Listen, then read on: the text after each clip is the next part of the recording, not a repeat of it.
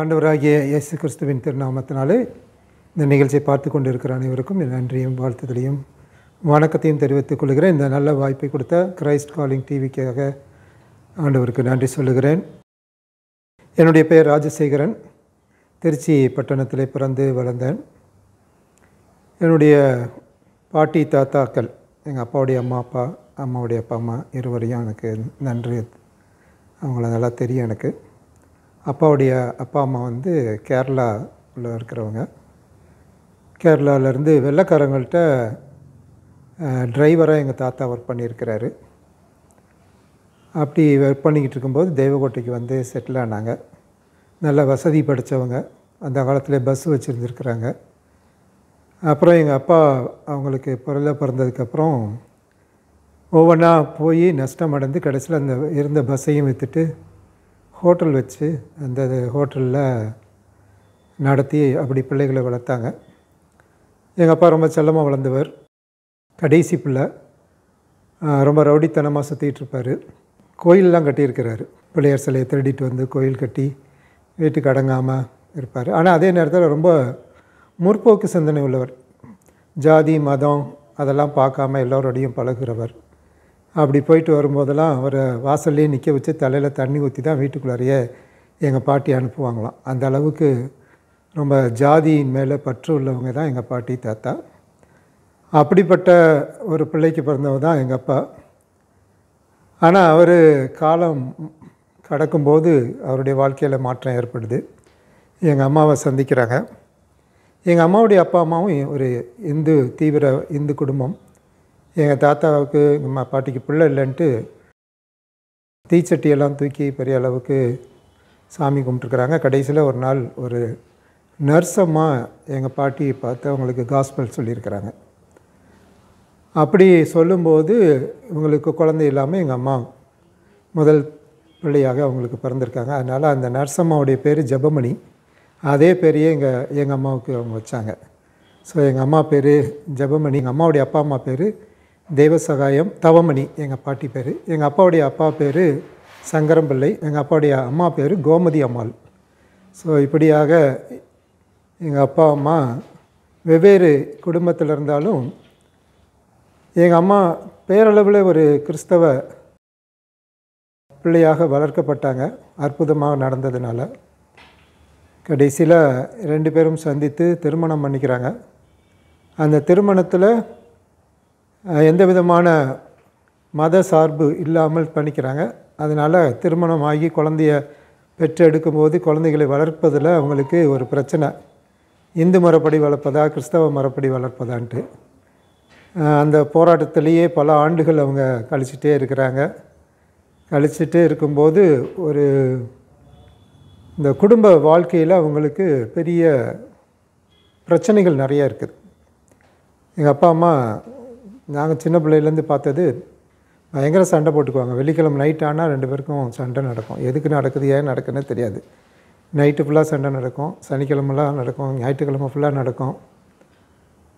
அந்த சண்டையில் நாங்கள் தூங்க முடியாது, சாப்பிட முடியாது. சில நேரம் எங்களை போட்டு அடிப்பாங்க. நாங்கள் 4 பிள்ளைகள். நான் 2வது பையன். எங்கள் அண்ணன் 2 தம்பி எனக்கு உண்டு. அப்படி ரொம்ப கஷ்டப்பட்டு வளர்ந்துட்டு இருந்தோம். எந்த நேரமும் சண்டை இருக்கும்.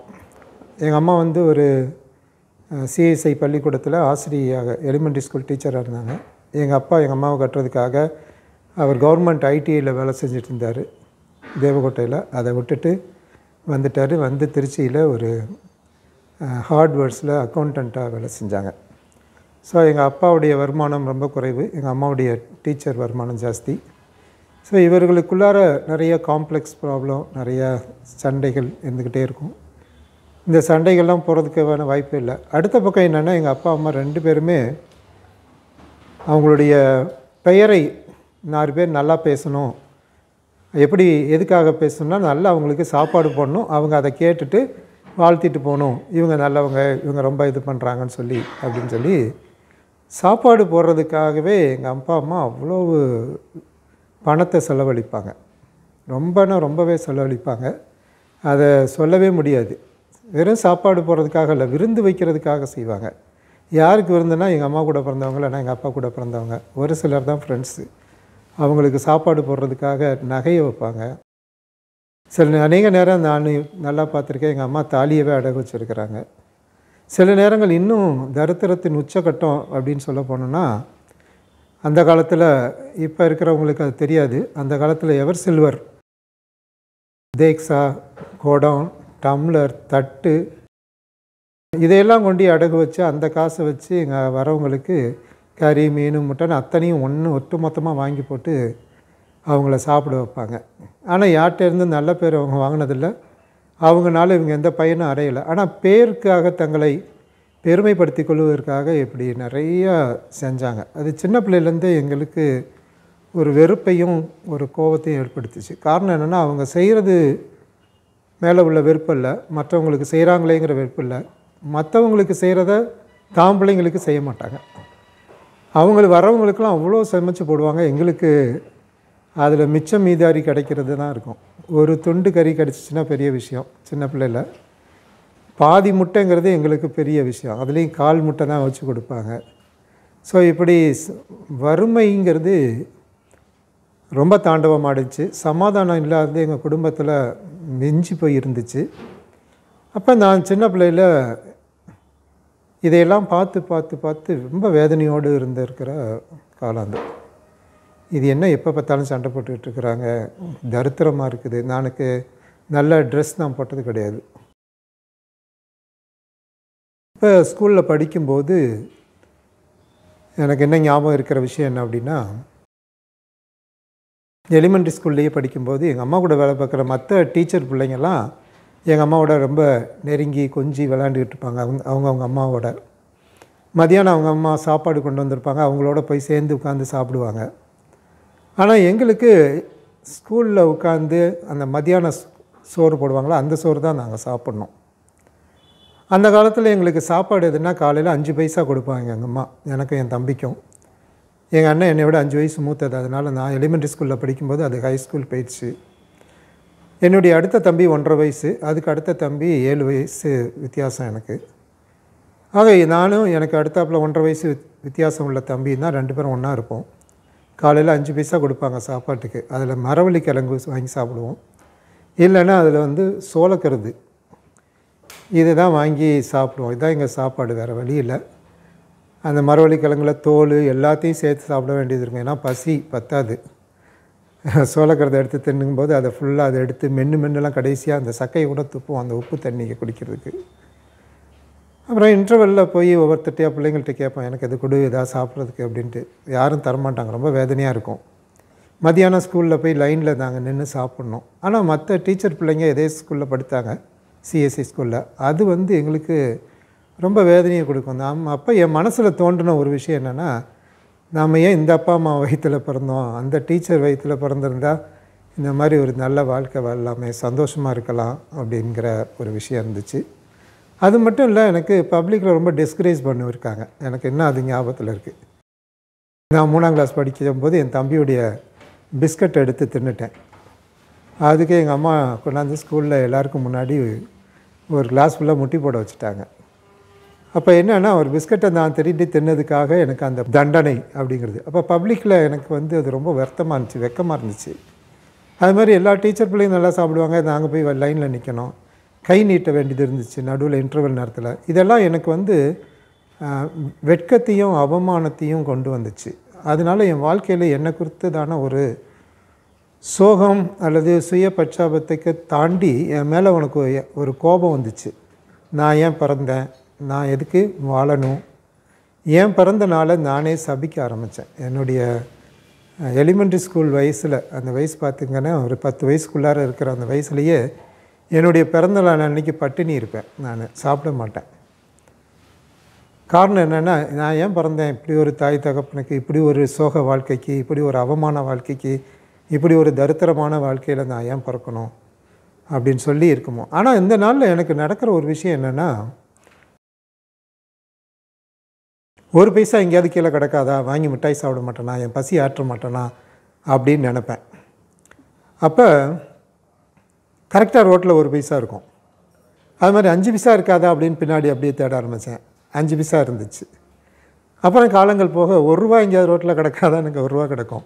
அப்படியெல்லாம் எடுத்து சாப்பிட்டு தரித்திரத்தில் நான் வளர்ந்தேன். இப்படி வளர்ந்துக்கிட்டு இருக்கும்போது ஹைஸ்கூலுக்கு போய் படிக்க ஆரம்பித்தேன். ஹைஸ்கூலில் படிக்க போகும்போது அங்கு எனக்கு படிப்பு பெரிய படிப்பாளி கிடையாது. ரொம்ப ஈவன் மீடியம் லெவல்னு கூட சொல்ல முடியாது. லோயர் லெவலில் படிக்கிறவன் தான். டீச்சர் பிள்ளைங்க படிக்க மாட்டாங்கங்கிற மாதிரி நானும் படிக்காமல் தான் இருந்தேன். படிச்சுட்டு இருக்கும்போது எனக்கு ஒரு ஆசை வந்துச்சு. 10ஆம் வகுப்பு நேரம். அந்த 10வது படிக்கும்போது எனக்கு ஒரு ஆசை, எதிர்காலத்தில் நான் எங்கள் அம்மா மாதிரி ஒரு ஸ்கூல் டீச்சராக மாறணும். ஆனால் அதே நேரத்தில் எங்கள் அப்பா அம்மா மாதிரி சண்டை போட்டுக்கிட்டு இருக்காத ஒரு நல்ல குடும்பத்தை அமைக்கணும்.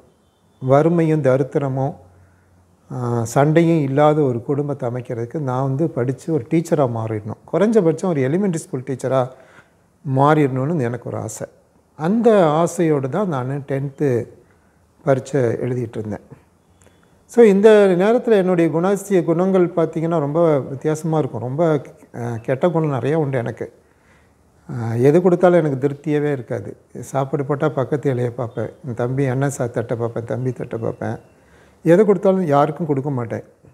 நாய் பெற்ற தேங்காய் மாதிரி எனக்கே வச்சுக்குவேன். ஸோ இப்படிப்பட்ட நிறையா குணங்கள் எனக்குள்ளே இருந்துச்சு. ஆனால் அதே நேரத்தில் எனக்கு சினிமா பார்க்குறது எனக்கு பிடிக்கவே பிடிக்காது. சினிமா தேட்டருக்கும் போக மாட்டேன். கூட்டத்தை கண்டால் எனக்கு பிடிக்காது. இருட்டை கண்டால் எனக்கு பயம். கொஞ்சம் ஒரு மாதிரி முரட்டு ஆட்களை கண்டால் ரொம்பவே பயப்படுவேன். அப்படி ரொம்ப பயந்த சுபாவம் உள்ள ஒரு மனுஷன் நான். அதனால் எனக்கு ரொம்ப சாதுவான ஒரு வேலை, ஒரு டீச்சர் வேலை, அது நல்லா செய்யணும். அந்த வேலைக்கு நம்ம போயிடணும். அதனால் இந்த 10th பாஸ் பண்ணிட்டால் நல்லாயிருக்கும் அப்படின்னு நினச்சி பரீட்சை எழுதி வந்துட்டேன். பரீட்சை எழுதி முடிக்கிற நேரத்தில் எங்கள் அப்பா அம்மா இந்த தரித்திரத்தை கொடுத்தும் சமாதானமின்மையை கொடுத்தோம். வீட்டில் சண்டை சச்சரவாக இருக்குது. சம்பாதிக்கிறதெல்லாம் நிற்கலை, போயிடுது. கடன் எப்போதும் வட்டியை வாங்கிக்கிட்டே இருப்பாங்க எங்கள் அம்மா. அடகு கடையில் எப்பயுமே பொருட்கள் இருக்கும், வீட்டு பொருட்கள். இதை மீட்கிறதும் முடியாமல் எத்தனையோ மூழ்கி போனதும் உண்டு. இப்படிப்பட்ட நேரத்தில் இதெல்லாம் சரி செய்யணுன்னா என்ன செய்யணும் அப்படின்ட்டு சொல்லி நேராக ஒரு ஜோசியக்காரன்ட்ட ஜாதகம் எழுத போனாங்க. எனக்கு அப்போலேருந்தே அந்த மூட நம்பிக்கைக்கெல்லாம் எனக்கு கிடையாது. ஆனால் கடவுள் நம்பிக்கை எனக்கு சின்ன பிள்ளையிலேருந்து இருந்துச்சு.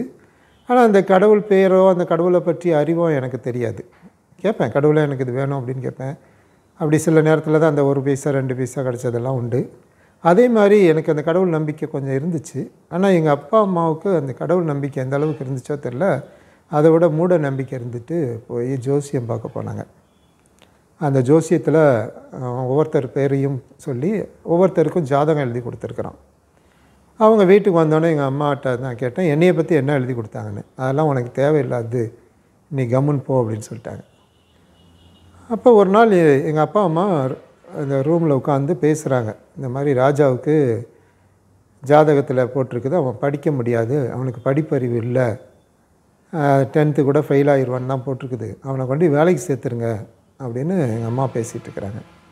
அதை கேட்டோன்னே எனக்கு ரொம்ப மனசு உடஞ்சி போச்சு.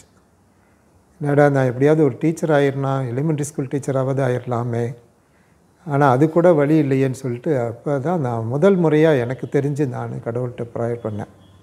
கடவுளே, இந்த மாதிரி ஜாதகம் ஜோசியம் இதெல்லாம் என் வாழ்க்கையில், இவன் சொன்னது என் வாழ்க்கையில் நடக்கக்கூடாது, அதெல்லாம் பொய்யா போயிடணும்னு சொல்லி வேண்டிக்கிட்டேன்.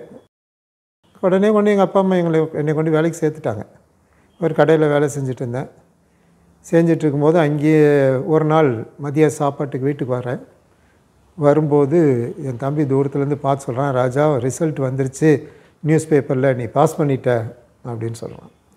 எனக்கு ஒரு பக்கம் சந்தோஷம், இன்னொரு பக்கம் உண்மையிலேயே அது உண்மைதானா அப்படிங்கிறதுல சைக்கிளை வேகமாக அழுத்திக்கிட்டு போகிறேன்.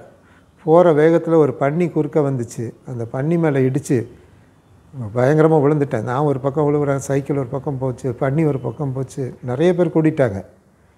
கூடி, தம்பி கொஞ்சம் நெல், நிதானமாக போ, ஏதோ உனக்கு ஆபத்து இருக்குது அப்படின்னாங்க. எனக்கு என்ன ஆபத்துன்னு எனக்கு தெரியல. அதான் பாஸ் பண்ணிட்டோமே, ஒருவேளை தம்பி பொய் சொன்னானான்ங்கிற நம்பிக்கையில் வீட்டுக்கு போனேன். நியூஸ் பேப்பரை எங்கள் அப்பா வச்சுருந்தார். நம்பர் பார்த்தோம், பாஸு. எனக்கு ஒரே சந்தோஷம், அப்பா கடவுள் என் விண்ணப்பத்தை கேட்டார், நான் பாஸ் பண்ணிட்டேன்ட்டு. ஆனால் அது சில வினாடிகள் கூட அந்த சந்தோஷம் இல்லை. உடனே எங்கள் அப்பா சொன்னார், அது எப்படி ஜோசியம் பொய்யாகும், நீ பிட்டுக்கிட்டு அடித்து பாஸ் பண்ணியிருப்ப அப்படின்னாரு. நான் சத்தியம் பண்ணேன், இல்லை நான் பிட்டெல்லாம் அடிக்கலை, படித்து தான் பாஸ் பண்ணேன்ட்டு. அடுத்தது இன்னொன்று சொன்னார், இல்லை நம்ம வீட்டில் யாருமே 10th பாஸ் பண்ணலை. காரணம் எங்கள் அப்பா எஸ்எஸ்எல்சி ஃபெயிலு, எங்கள் அம்மா இஎஸ்எல்சி, அந்த காலத்தில் 8ஆம் கிளாஸ் படித்து டீச்சர் ட்ரைனிங் போய் படிச்சுட்டு டீச்சர் ஆனவங்க. எங்கள் அண்ணனும் எஸ்எஸ்எல்சி ஃபெயிலு.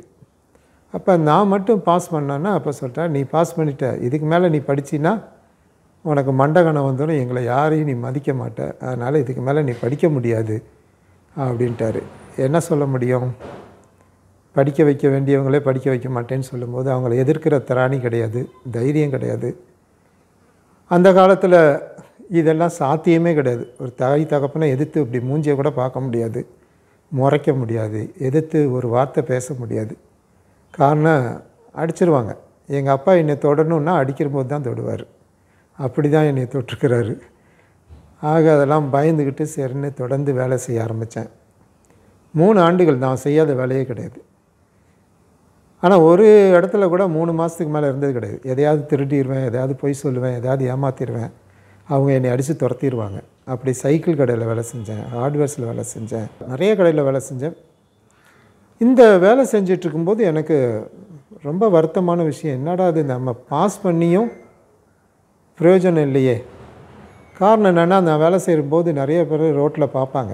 திருச்சியில் இந்த மலை வாசலுக்கு முன்னாடி ஒரு சைக்கிள் கடை இருக்குது.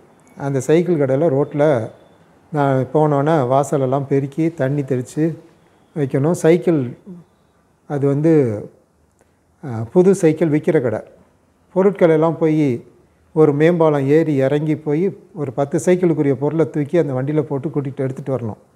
அந்த மேம்பாலத்தில் என்னால் ஏறக்கூட முடியாது, எலும்பு தோலுமோ, சின்ன பையன், ஒல்லியாக இருப்பேன். அதில் ரொம்ப கஷ்டப்பட்டு நான் ஏறி இறங்கி வருவேன், அவ்வளோ கஷ்டம். அப்போ என்னை பார்த்துட்டு சொல்கிறாங்க, இவன் வந்து டீச்சர் பையன் இவ்வளோ கஷ்டப்படுறான், இவன் உண்மையிலே படித்தானா படிக்கலையா அப்படின்னு. என் ஃப்ரெண்ட்ஸுங்கெல்லாம் கேள்வி பண்ண ஆரம்பிச்சிட்டாங்க, நீ ஃபெயிலாக இருப்பா, அதனால தான் நீ உன்னை படிக்க வைக்கலன்ட்டு. அப்போ எனக்கு ரொம்ப வேதனையும் அவமானமும் ரொம்ப தாங்க முடியல. அப்போ மெடிக்கல் ஷாப்லேயும் வேலை செஞ்சேன். அதுக்கப்புறம் இன்னும் சொல்லப்போனால் அவமானத்தின் உச்சக்கட்டம்னு சொல்லுவேன் நான். எங்கள் அம்மா கூட வேலை பார்க்குற டீச்சர் வீட்டில், அவங்க வீட்லேயும் என் வயசுள்ள ஒரு பொண்ணு இருக்கிறா, அவங்க வீட்டில் சித்தாள் வேலை பார்த்தேன். 10 ரூபா சம்பளத்துக்கு டெய்லி போக வர செலவு, பஸ்ஸுக்கும் போனோம், 2 பஸ்ஸு மாறி போனோம், மாத்தூர்னு ஒரு இடத்துல. அப்படியும் போய் வேலை செஞ்சேன். அதுவும் எனக்கு அவமானமாக இருந்துச்சு. இத்தனை அவமானத்தையும் நான் சகிச்சுக்கிட்டு தான் இருந்தேன். நல்ல துணிமணி எனக்கு கிடையாது. இந்த இடத்துல கிழிஞ்சு இருக்கும், ஒட்டு போட்டு தைச்சிருப்பாங்க. இப்போ ட்ரௌசர் பின்னாடி பெருசாக ஓட்டையாக இருக்கும், துணியை போட்டு ஒட்டு போட்டு தைச்சிருப்பாங்க. நல்ல ட்ரெஸ்ஸு கிடையாது.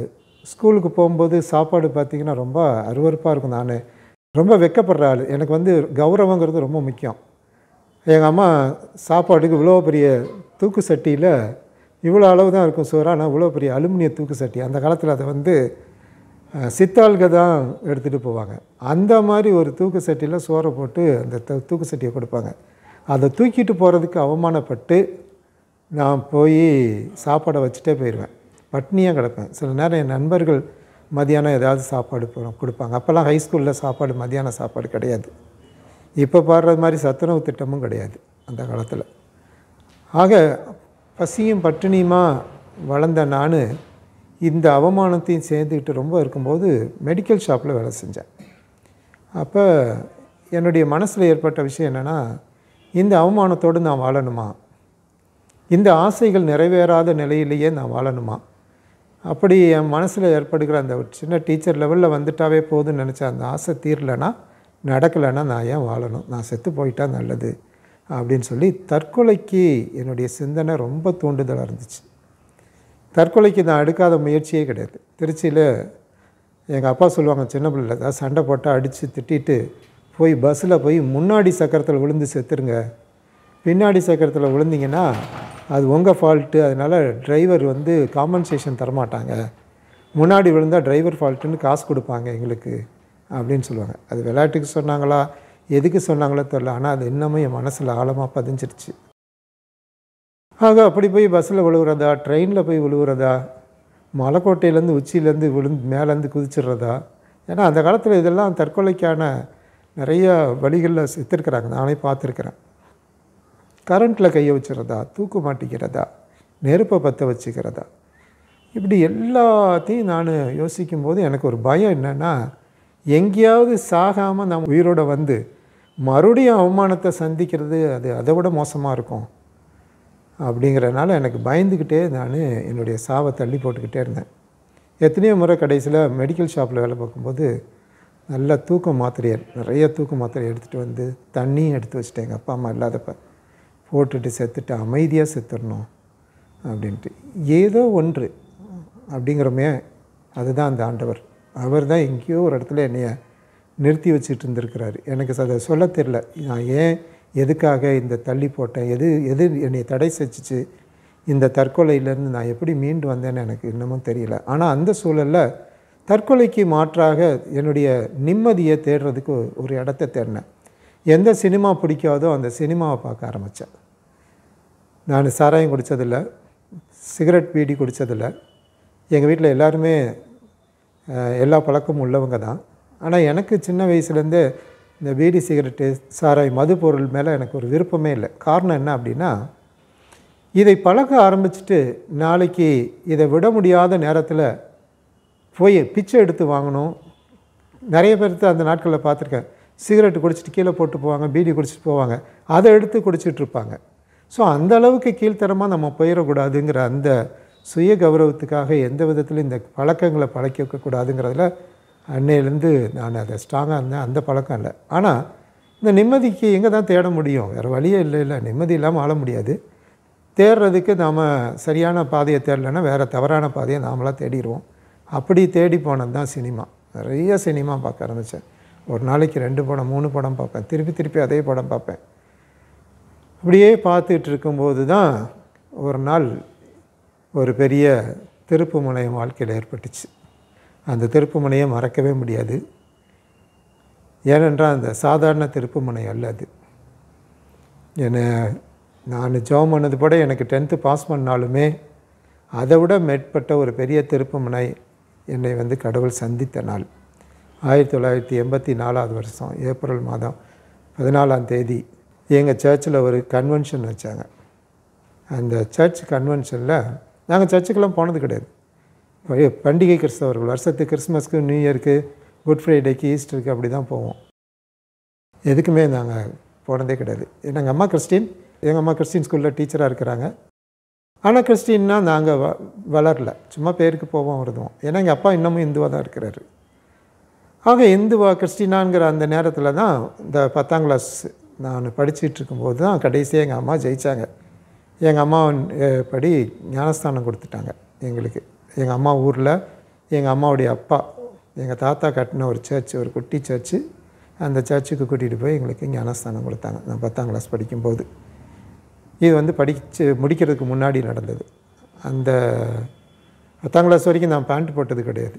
லுங்கி தான், கிழிஞ்ச லுங்கி தான் கட்டிகிட்டு இருக்கணும். அப்படி ஒரு கிழிஞ்ச லுங்கியோட தான் ஃபஸ்ட்டு எங்கள் சர்ச்சில் ஒரு அக்கா, எங்கள் அம்மா கூட வேலை பார்க்குற ஒரு டீச்சர் மக, வினோத அக்கான்னு சொல்லி, நல்லமணி டீச்சர்னு சொல்லுவாங்க அவங்க அம்மாவை. அவங்க என்னை கூட்டிகிட்டு போய் எங்கள் சர்ச்சில் உட்கார வச்சு கட்டாயப்படுத்தி கூட்டிகிட்டு போனாங்க. அவங்க சொன்னால் ஒன்றும் பதில் சொல்ல முடியாது. அந்த அக்கா அப்படி டீச்சராக இருந்தவங்க, ஹைஸ்கூல் டீச்சர். மிரட்டுவாங்க, டேய் உட்காருன்னு. உட்காந்துட்டேன் வேறு வழி இல்லாமல். ஒரு கிழிஞ்ச லுங்கியை கட்டிக்கிட்டு எங்கள் சர்ச்சுடைய துதி மண்டபம்னு இருக்கும், அதில் பின்னாடி ஒரு அது இன்னும் கட்டி முடிக்க முடியாமல் இருந்துச்சு. அதில் ஒரு கற்பாறை, சின்ன கல் இருந்துச்சு. அந்த கல் மேலே உட்காந்துட்டு கேட்டுருந்தேன். கடவுள் என்ன பேசினார்லாம் எனக்கு தெரியாது. ஆனால் ஒரு விஷயத்தை நான் அந்த பேசும்போது, அந்த பிரசங்கியார் பேசும்போது உணர்ந்தேன். என்ன உணர்ந்தேன்னா, இனி நான் வந்து என் நிம்மதியை சினிமாவில் தேட மாட்டேன், பைபிள் படிப்பேன், அதில் என் நிம்மதியை தேடுவேன்னு சொல்லி ஒரு தீர்மானம் பண்ணிவிட்டு மீட்டிங் முடிச்சுட்டு போகும்போது எனக்கே தெரில, இன்னமும் அதை விலைக்கே சொல்ல முடியாது, அப்படி ஒரு சந்தோஷம். நான் ரோட்டில் நடந்து போகிறேன், எங்கள் வீட்டுக்கு, எங்கள் சர்ச்சிலேருந்து ஒரு குதூகலம். எத்தனையோ கோடி கிடச்சது மாதிரி, ஒரு பெரிய என்னமோ சாதிக்க முடியாத ஒரு விஷயத்தை சாதித்தது மாதிரி, அப்படி ஒரு மகிழ்ச்சியில் நான் எங்கள் வீட்டுக்கு போனேன். போய் எங்கள் வீட்டில் ஒரு பைபிள் இருந்துச்சு, பெரிய பைபிள், ரொம்ப பழசு. அதை எடுத்து வாசிக்க ஆரம்பித்தேன். வாசிக்க ஆரம்பிக்கும்போது என் வாழ்க்கையில் அது நிறைய எப்படி ஒரு சில்லுன்னு காற்று அடிக்க வேர்வை கொஞ்சம் கொஞ்சமாக மறைஞ்சு அந்த முழு இதை அனுபவிக்கிறோமோ அந்த மாதிரி கொஞ்சம் கொஞ்சமாக என் வாழ்க்கையில் அந்த வேதத்தின் அந்த பைபிளுடைய வார்த்தைகள், அதனுடைய சத்தியம், அதனுடைய சாரம் எனக்குள்ளார இறங்க இறங்க மாற்றங்களை ஆண்டவர் எனக்குள்ளாக ஏற்படுத்திக்கிட்டே இருந்தார். அந்த மாற்றங்கள் ரொம்ப நல்ல நல்ல மாற்றங்களாக இருந்துச்சு. என் குணாதிசயங்களெல்லாம் மாற ஆரம்பிச்சிச்சு. அடுத்த தட்டை பார்க்குற பார்வை மாறிச்சு. அடுத்தவங்களுக்கு எதையுமே கொடுக்கக்கூடாது, தனக்கு தான் அப்படின்னு நினச்சி வச்சுக்கிட்டு இருக்கிற அந்த குணம் எனக்கு மாறிச்சு. இப்படி நிறைய விஷயங்களை மாறிக்கிட்டே இருக்குது. ஆனாலும் என்னுடைய ஆசை நிறைவேறவே இல்லை. இது 86வது ஆண்டு நடந்த விஷயம். 84 10ஆம் வகுப்பு முடித்தேன். 86ஆம் ஆண்டு நான் ஏப்ரல் 14ஆம் தேதி நடந்த விஷயம் அது. அப்போ கொஞ்ச நாள் சில மாதங்கள் நான் பைபிள் படித்து ஜெபம் பண்ணிகிட்ருக்கிறேன். இந்த பைபிள் படித்து ஜெபம் பண்ணுற விஷயம் எனக்கு எந்த அளவுக்கு ருசியாக இருந்துச்சு அப்படின்னா, காலையில் எந்திரிச்சதுலேருந்து நைட்டு வரைக்கும் எப்போல்லாம் கிடைக்குதோ அப்போல்லாம் உட்காந்து பைபிள் படிப்பேன். இன்னும் குறிப்பாக சொல்லணுன்னா, ராத்திரி நேரம் 10 மணிக்கு மேலே ரோட்டு லைட்டில் உட்காந்து சாக்கடை நாற்றத்தில் கொசுக்கடியில் உட்காந்து படிப்பேன். மிட் நைட் ஷோ முடிச்சுட்டு வருவாங்க. நான் படிச்சுட்டு இருக்கிறத பார்த்துட்டு, என்ன ராஜா நாளைக்கு எக்ஸாமா அப்படின்னு கேட்பாங்க. அந்த அளவுக்கு உட்காந்து பைபிள் படிப்பேன். அது மேலே அவ்வளோ ஒரு நாட்டம். காலையில் ஜெபம் பண்ணுறதுக்கு வீட்டில் ஜெபம் பண்ண முடியாது. கிண்டல் அடிக்க ஆரம்பித்தாங்க, சாமியார் சாமியார்ன்ட்டு. அப்போ டாய்லெட்டில் போய் உட்காந்து நின்றுக்கிட்டு முட்டி போட்டு கூட ஜெபம் பண்ணுவேன். அந்த நாள் டாய்லெட் இன்றைக்கி மாதிரி கிடையாது, அப்படியே இருக்கும். அது ஒரு பொது டாய்லெட்டு, 5 வீட்டுக்கு. காலையிலேருந்து நைட்டு வரைக்கும் அடுத்த நாள் காலையில் தான் வந்து கையில் எடுத்துகிட்டு போவாங்க. அந்த நாற்றத்தில் நான் ஆண்டவருடைய அந்த சுகமான பிரசன்னத்தை நான் உணர்ந்து ஜெபம் பண்ண ஆரம்பித்தேன். ஒரு தோப்பில் போய் ஜெபம் பண்ணுவேன். அந்த தோப்பில் ஜெபம் பண்ணிட்டு ஒரு நாள் இப்படி திரும்பும்போது பெரிய பாம்பு வந்துருச்சு. அதனால் அங்கே போகிறத நான் மறந்தேன். அப்படி பல இடங்களுக்கு நான் தனிமையில் போய் ஆண்டவருடைய சமூகத்தில் உட்காந்து ஜெபம் பண்ணுறதும் பைபிள் படிக்கிறதும் தியானம் பண்ணுறதுமாக வளர்ந்துக்கிட்டே இருந்தேன். அப்படி வளரும்போது 87வது வருஷம் ஜனவரி மாதத்தில் நண்பர் சுவிசேஷ ஜபக்குழு என்கிற ஒரு மிஷினரி நிறுவனம் ஒரு கூட்டம் நடத்தினாங்க. அந்த கூட்டத்திற்கு நான் போயிருந்தேன். செலின் டீச்சர்னு எங்கள் அம்மா கூட வேலை பார்க்குற ஒரு டீச்சர், அவங்க என்னை அந்த மீட்டிங்க்கு கூட்டிகிட்டு போனாங்க. அந்த கூட்டத்தில் நான் உட்காந்துருக்கும் போது ஒரு நாள் சாயந்தரம், அது டேட் எனக்கு ஞாபகம் இல்லை, 87வது வருஷம் ஜனவரி மாதம், மேபி அந்த பொங்கல் ஹாலிடேஸில் இருக்கும். அப்போ ஒரு அண்ணன் பிரசங்கம் பண்ணி ஒரு இல்லஸ்ட்ரேஷன் சொல்கிறார். அந்த இல்லஸ்ட்ரேஷனில் ஒரு மனிதரை ஆண்டவர் நீ என் ஊழியத்துக்கு வான்னு கூப்பிட்றாரு. அந்த மனிதர் சொல்லுகிறார், என்னுடைய வாழ்க்கையில் ஒரு பெரிய ஊனம் இருக்கிறது, இந்த ஊனம் சரியானால் நான் ஊழியத்துக்கு வரேன் அப்படின்னு அவர் பொருத்தனை பண்ணுறாரு. ஸோ அந்த கதையில் வருகிற அந்த பொருத்தனையை போல் இருக்கும்போது ஆண்டவர் என்கிட்ட சொல்கிறார், நீயும் ஊழியத்துக்கு வா அப்படின்னாரு. நானும் அதை தான் கேட்குறேன், நான் வந்து ஊழியத்தில் வந்து என்ன செய்ய போகிறேன், நான் என்னத்தை சொல்கிறது, நீ எனக்கு என்ன செஞ்ச? 3 வருஷம் ஆச்சு இந்த ஜோசியம் ஜாதகம்லாம் சொல்லுது நடந்துக்கிட்டே இருக்குது. நான் படிக்கவே இல்லை. 10th தான் என்னுடைய படிப்பினுடைய உச்சகட்டமாக இருக்குது. எனக்கு படிக்கணும், ஒரு டீச்சர் ஆகணும்னு ஆசைப்பட்டேன். இப்படி எந்த ஆசையும் நிறைவேறாது இருக்கும்போது நான் பெற்ற அந்த சமாதானத்தையும் அந்த நிம்மதியும் மட்டும் சொல்லிக்கிட்டு இருக்க முடியாது. நீ எனக்கு என்ன செய்கிற? இந்த மனிதனை போல் நான் ஒரு பொருத்தனை பண்ணுறேன், என்னை நீ படித்த வச்சு இந்த உலகத்துக்கு நான் படிக்கக்கூடியவன்கிறத நீ நிரூபிச்சின்னா நான் உன் ஊழியத்தை செய்கிறேன்னு சொன்னேன். கடவுள் எப்போதுமே நம்முடைய சவால்களை ஏற்றுக்கொள்கிறவர் தான். அவர் ஒருவேளை இவன் என்ன சொல்கிறது நம்ம என்ன செய்கிறதுன்னு கேட்குறது இல்லை. ஆண்டவர் அந்த சவாலை ஏற்றாரு அப்படிங்கிறத காலப்போக்கில் உணர முடிஞ்சிச்சு. கொஞ்ச நாளில் எங்கள் அப்பா அம்மாவுடைய மனசு மாறிச்சு, என்னை படிக்க வைக்கிறேன்னு சொன்னாங்க. ஆனால் அந்த நேரத்தில் தான் டீச்சர் ட்ரைனிங் படிக்க வைக்கிறேன்னு எங்கள் அம்மா சொன்னாங்க. அவங்களுக்கு எப்படியாவது என்னைய டீச்சர் ஆக்கிடணும், சம்பாதிக்க வைக்கணுன்ட்டு. ஆனால் கரெக்டாக ஜூன் மாதத்தில் சட்டம் மாறுது, தமிழ்நாட்டு சட்டம் மாறுது. டீச்சர் ட்ரைனிங்க்கு 12ஆம் வகுப்பு தான் டீச்சர் ட்ரைனிங், 10வது கிடையாதுன்ட்டாங்க. என்ன செய்கிறதுன்னு தெரியல. ஆனாலும் நான் ஒரு மிஷினரி, நண்பர் சுவிசேஷ ஜபக்குழு மிஷினரியில் கேஷுவல் வாலண்டியராக மாதம் 300 ரூபாய் அந்த ஊக்கத்தொகைக்கு நான் ஊழியத்தில் சேர்ந்துட்டேன். ஆனால் முழு நேரமாக நான் சம்பளம் வாங்க வேண்டுமென்றால் +2 முடிக்கணும். அப்போ +2 படிக்கணும்னு எனக்கு ஆசை. அந்த நேரத்தில் சட்டமும் கரெக்டாக நான் +2 படித்தா தான் டீச்சர் ட்ரைனிங் போக முடியும் அப்படின்னா எங்கள் அம்மா, சரி நீ போய் +2 படி, ஸ்கூலில் +1 +2 படினாங்க. எனக்கு மறுபடியும் பிரச்சனை என்னென்னா அவமானம். சின்ன சின்ன பையங்க என்னையோட 3 வயசு சின்ன பையல்கள்கிட்ட போய் நான் உட்காந்துக்கிட்டு +1 படிக்கிறதா அப்படின்னு கேட்கும்போது ஒரு டீச்சர் சொல்கிறாங்க, நீ போய் டுட்டோரியலில் போய் சேர்ந்து நேராக +2 படி அப்படின்னாங்க.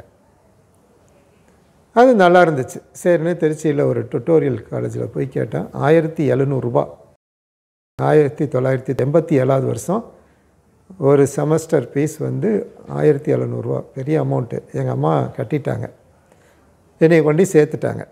அங்கே போனால் திருச்சியில் இருக்கிற 2 பெரிய Anglo Indian school, Vestley school, Campion school. அப்போ மற்ற இன்றைக்கி இருக்கிற அந்த ஸ்கூல்கள்லாம் அன்றைக்கி கிடையாது. இந்த 2 ஸ்கூல்லையும் +1 ஃபெயில் ஆனவங்க எல்லாம் இங்கே வந்து உட்காந்துருக்குறாங்க. ஆங்கிலோ இண்டியன் ஸ்கூலில் இங்கிலீஷ் மீடியம், அந்த இங்கிலீஷ்லாம் பயங்கரமான இங்கிலீஷாக இருக்கும். அவங்க வந்து +1 ஃபெயில் ஆனவங்களெல்லாம் நேரடியாக +2 எழுதுறதுக்கு வந்து உட்காந்துருக்குறாங்க.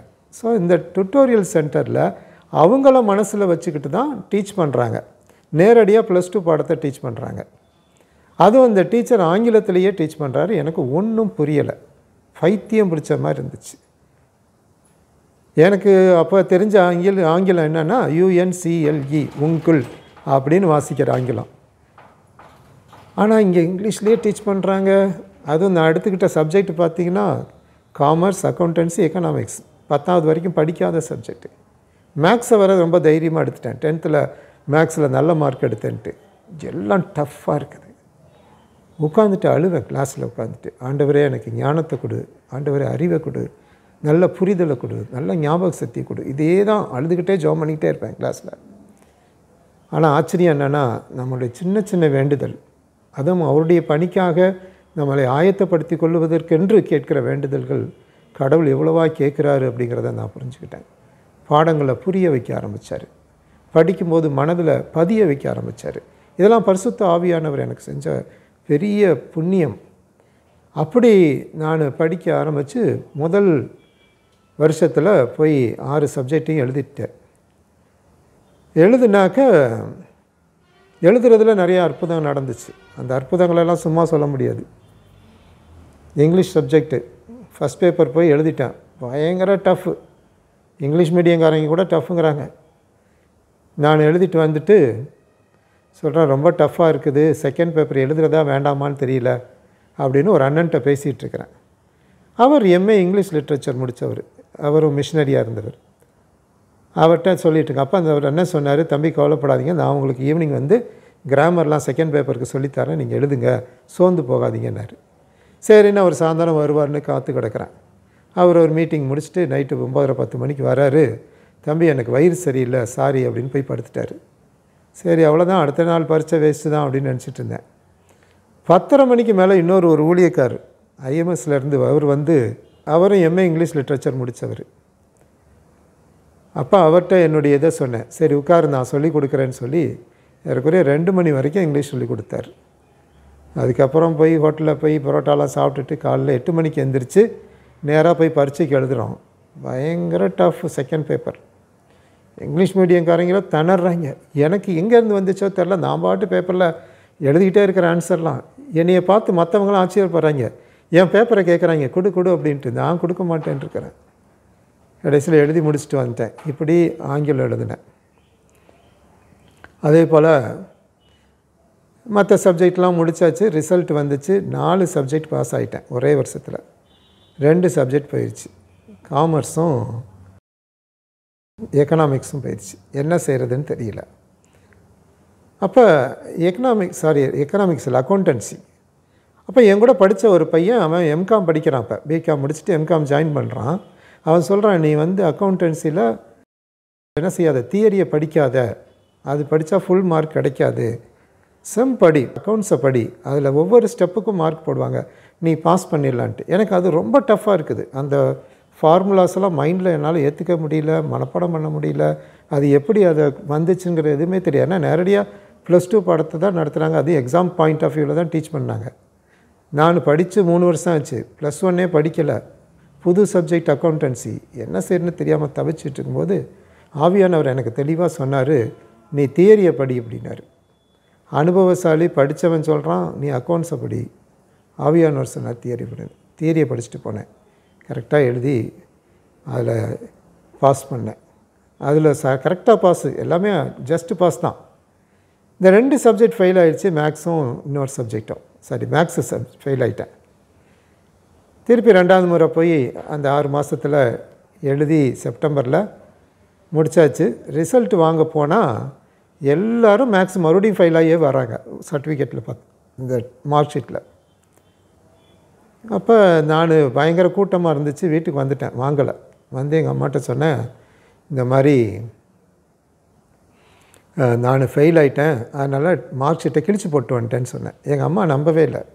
இல்லை நீ ஊழியத்துக்கு ஆண்டவர் அழைச்சிருக்கிறாரு, அதனால் நீ பாஸ் பண்ணிடுவேன் நீ அப்படின்னு சொன்னாங்க. அடுத்த நாள் போய் மார்க் வாங்கினேன். கரெக்டாக 71 மார்க் எடுத்து பாஸ் பண்ணிட்டேன். ஸோ 6 சப்ஜெக்ட்டும் 1.5 வருஷத்தில் 2 வருஷம் படிக்க வேண்டிய அந்த பாடத்தை கடவுளுடைய அருளாலும் அவர் கொடுத்த அறிவாலும் ஞானத்தாலும் அவர் கொடுத்த அனைத்து உதவினாலையும் 1.5 வருஷத்தில் +2 நான் பாஸ் பண்ணிட்டேன். பாஸ் பண்ணோன்னே பெரிய சோதனை எங்கள் அப்பா அம்மாவுக்கு. இவன் படிக்க மாட்டான்னு சொல்லி ஜோசியம் போட்டுருந்துச்சு, ஜாதகம் போட்டுருந்துச்சு. ஆனால் இன்றைக்கி 3 வருஷம் கழித்து 1.5 வருஷத்தில் பாஸ் பண்ணிட்டான். ஆகவே எங்கள் அப்பா சொல்கிறார், நீ பிகாம் படி, பேங்க் வேலைக்கு போகலாம். எங்கள் அம்மா சொல்கிறாங்க, டீச்சர் ட்ரைனிங் படி, டீச்சர் ஆகிடணும் அப்படின்ட்டு. எனக்குள்ளார ஒரு பெரிய ஒரு இதாகிடுச்சு, அசைஞ்சிட்டேன் ஒரு மாதிரி. அப்போ என்ன செய்யுது, படிக்கிறதா அல்லது ஊழியத்துக்கு போகிறதான்ட்டு. அப்போ ஆண்டவர் மறுபடியும் என்கிட்ட பேசினார், உன்னைய படிக்க வச்சது ஊழியத்துக்காக தான், திருப்பி அந்த வேலைக்கு போகிறதுக்கு இல்லை.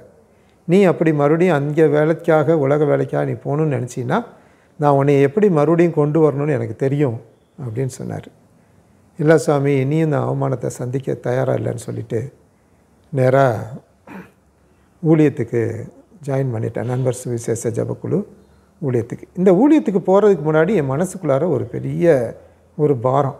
என்ன பாரம் அப்படின்னா, எங்கள் அம்மா குடும்பம், எங்கள் அம்மா கூட பிறந்த எல்லாருமே இந்துக்களாக இருக்கிறாங்க.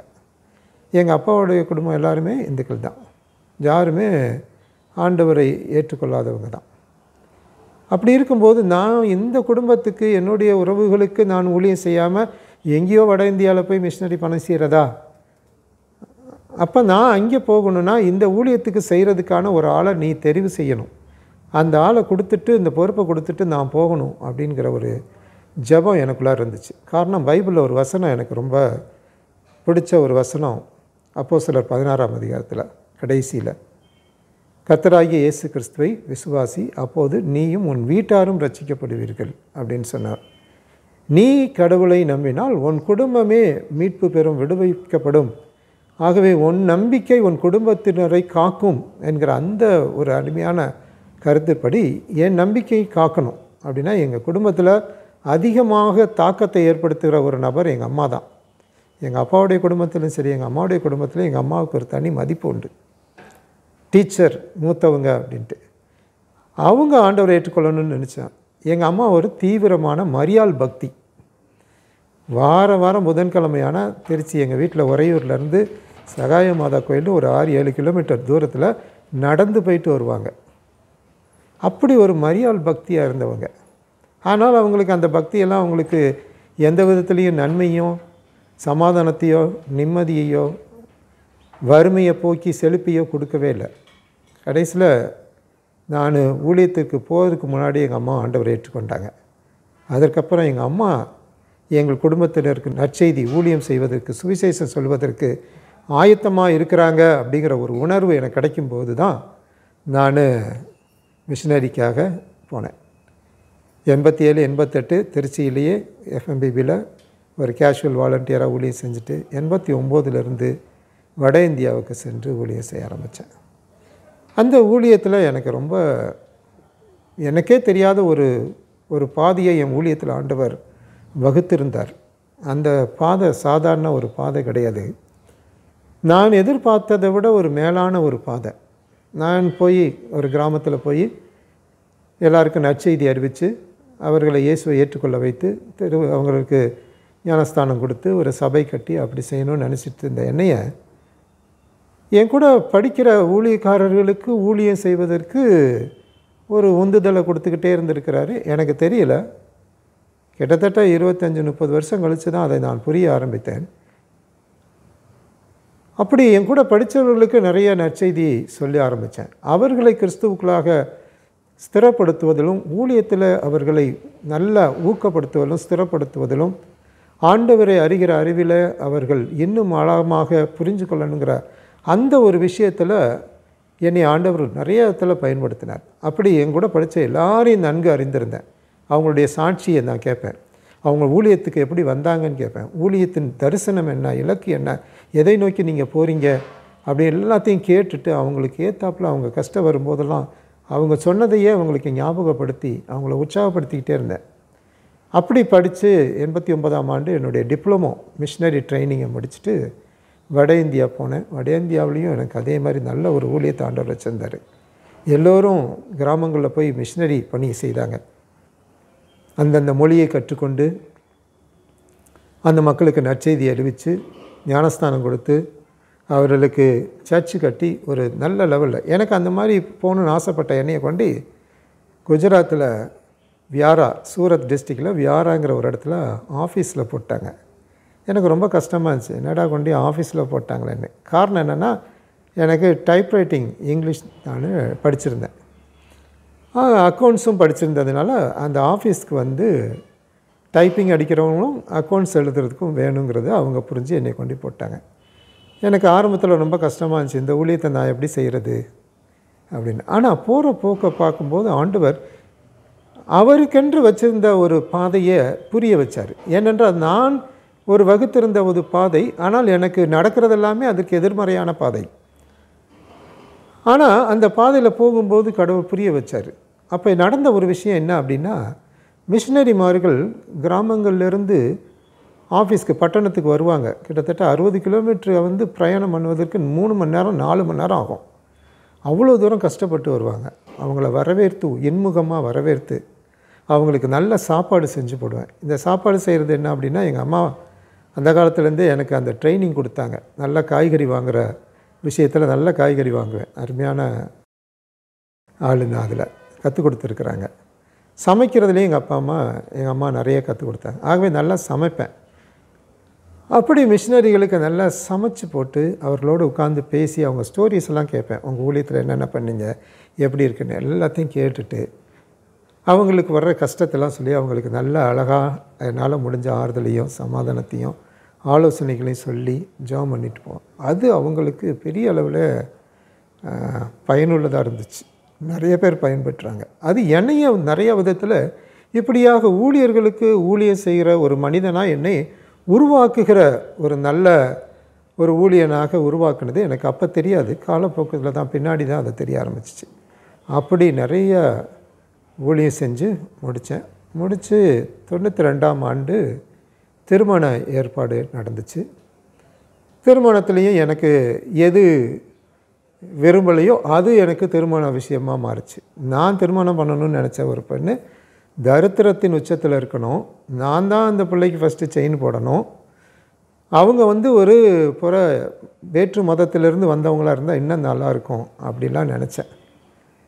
ஆனால் வந்தது என்னென்னா, எங்களுடைய மிஷினரியாக இருந்த மீரியம் ஜெயகாந்தம் அவங்க தான் என்னுடைய லைஃப் பார்ட்னர்னு ஆண்டவர் என்கிட்ட சொன்னார். எனக்கு அதை ஏற்றுக்கவே முடியல. அதே போல் அவங்களுக்கும் அதை ஏற்றுக்க முடியல. காரணம் என்னென்னா, நாங்கள் குஜராத்தில் ஊழியம் செய்கிறோம். அவ்வப்போது ஆஃபீஸ்க்கு வரும்போது பார்த்துருக்குறோம். அவங்கள நான் பார்த்து அக்கான்னு கூப்பிடுவேன். அவங்க என்னை தம்பின்னு சொல்லுவாங்க. இப்படி அக்கா தம்பி உறவாக இருக்குது. இப்படி வயசு பார்த்தாக்க என்னோட 1.5 வயசு தான் சின்ன பொண்ணு. நான் சின்ன பையனாக இருப்பேன், அவங்க நல்லா முரட்டா பெரிய ஆளாக இருப்பாங்க. இது எங்கேருந்து பொருந்தும்? திருமணங்கிறது ஜோடி பொருத்தங்கிறது வெளியிலரமாக பார்ப்பாங்க.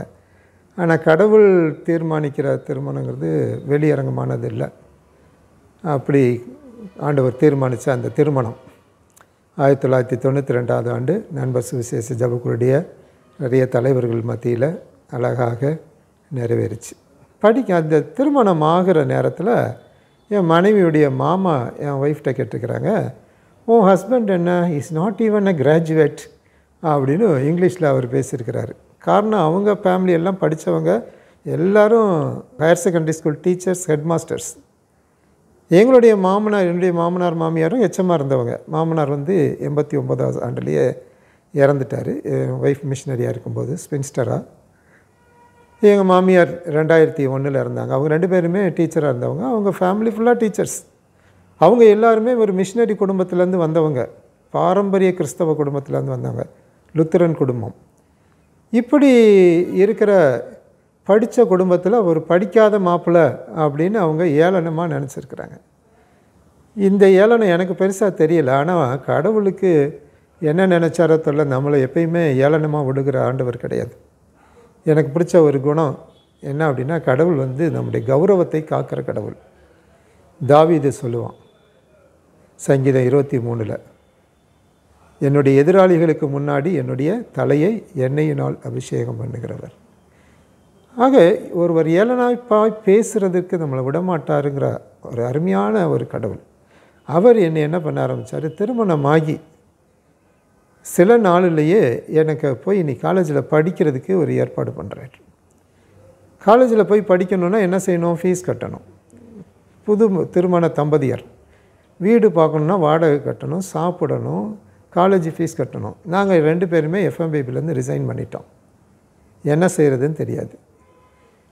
சென்னையில் போய் ஒரு வீடை பார்த்துட்டோம். நிறைய அற்புதங்கள் நடந்திருக்குது நடுவில். வீடை பார்த்துட்டு படிக்க காலேஜுக்கு நான் போய்கிட்டுருக்கிறேன்.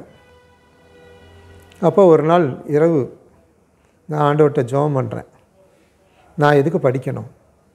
காரணம் என்னென்னா, எனக்கு இந்த படிப்பு மேலே அவ்வளோ நாட்டம் இல்லை. படிக்காத மேதையாக மாறிடணும், அது என்னுடைய ஆசை. படிக்காத மேதை அப்படிங்கிற பேரை எனக்கு வச்சுக்கணும். ஆனால் ஆண்டவர் என்ன செய்கிறாரு, தீர்மானிக்கிறாரு நான் படிக்கணுங்கிறத. இதை எப்படி எனக்கு உறுதிப்படுத்தினார் அப்படின்னா, நண்பர் சுவிசேஷ ஜபக்குள்ளேருந்து வெளியில் நான் ரிசைன் பண்ணுறதுக்கு முன்னாடி அந்த நாளில் இருந்த ஜென்ரல் செக்ரட்டரியாக இருந்த பேட்ரிக் ஜாஷ்வா, அவர் என்கிட்ட சொல்கிறாரு, நீங்கள் போய் தியாலஜி படி தம்பி அப்படின்னாரு. அப்போ எனக்கு ஒரு பக்கம் மத்தியானம் 2 மணிக்கு மேலே பசி, தலைவலி, தூக்கம் இல்லை. அந்த நேரத்தில் ஆண்டவர் என்னோடு பேசுகிறாரு, நீ போய் படிடா, நீ படிக்கிறது ரொம்ப அவசியம். அன்னைக்கு நான் நீ +2 முடித்தோன்னே நீ ஊழியத்துக்கு வான்னு சொல்லி உன்னை கூப்பிட்டுட்டேன். இன்றைக்கி அதே ஆண்டவர் தான் உன்னை படிக்க சொல்கிறேன், நீ போய் படினார். ஸோ அதன் அடிப்படையில் படிக்க வந்தாச்சு. காலேஜுக்கு வந்து சேர்றேன், இசிஐ காலேஜுக்கு, மெட்ராஸ் தியாலஜிக்கல் செமினரியன் காலேஜ்.